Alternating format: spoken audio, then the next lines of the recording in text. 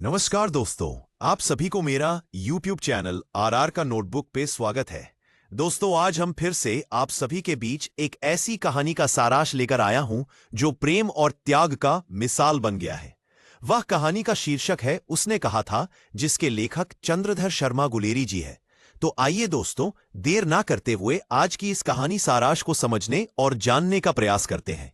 उसने कहा था, प्रेम, त्याग और मानवीय संबंधों की संवेदना से भरी ऐसी कहानी है जिसे हिंदी साहित्य की सर्वश्रेष्ठ प्रेम कथाओं में गिना जाता है।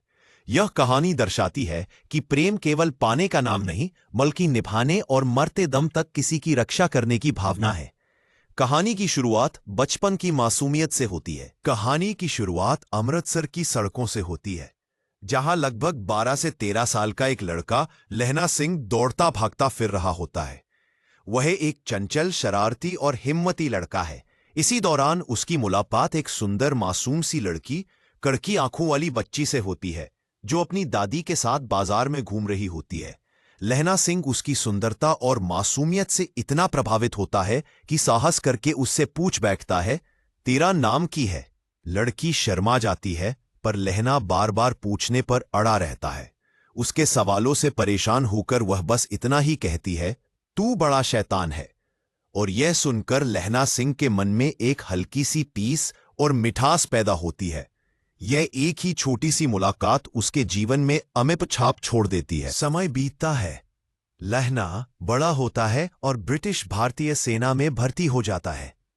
कई साल बाद एक छुट्टी पर घर आते समय वह अचानक उसी लड़की से दोबारा मिलता है। अब वह विवाहिता है, पर उसकी आंखों में वही पुरानी चमक है। लड़की लहना को तुरंत पहचान लेती है और मुस्कुराकर कहती है, तू वही लड़का ना जिसने बचपन में मेरा नाम पूछा था? इस बार वह अपना नाम बताती है। वह अब सुखदा है, एक शांत, सौम्य, गृहस्थीन महिला। लहना को पता चलता है कि सुखदा की शादी हो चुकी है और उसका एक छोटा बेटा भी है। वह भीतर से तड़पता है, पर अपने दर्द को चेहरे पर नहीं आने देता। परंतु जाते जाते सुखदा उससे बस एक बात कहती है, मेरे आदमी का ख्याल रखना, वह भी तुम्हारी रेजिमेंट में है।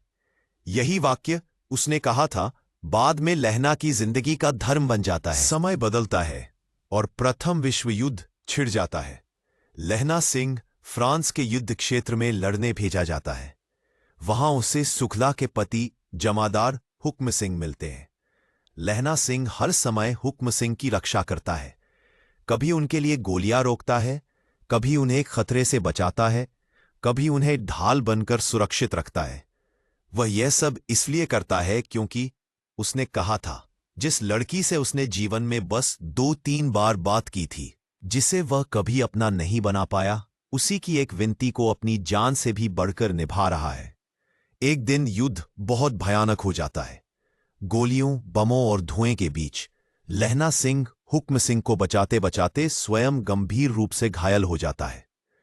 मरते समय भी वह यही जानना चाहता है, हुक्म सिंह बच गया ना?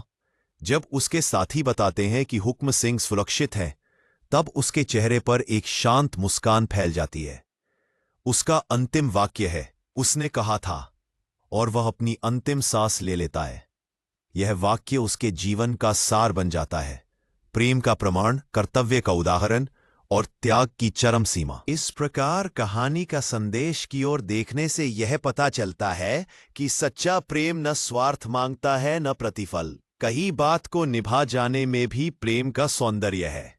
त्याग, निष्ठा और वचन की पवित्रता इस कहानी को अमर बनाते हैं। यह कहानी पाठकों को गहराई तक छू जाती है और अंत में एक मीठा दर्द छोड़ जाती है। एक ऐसा दर्द जो प्रेम की ऊंचाई दिखाता है और यह सोचने के लिए मजबूर कर देता है कि क्या कोई ऐसा प्रेम आज के समय में निस्वार्थ भाव से कर सकता है। और जाने से पहले आप सभी से मेरा निवेदन है, यदि वीडियो पसंद आया हो तो प्लीज मेरे चैनल को सब्सक्राइब करें और वीडियो को लाइक शेयर करना ना भूलें। धन्यवाद।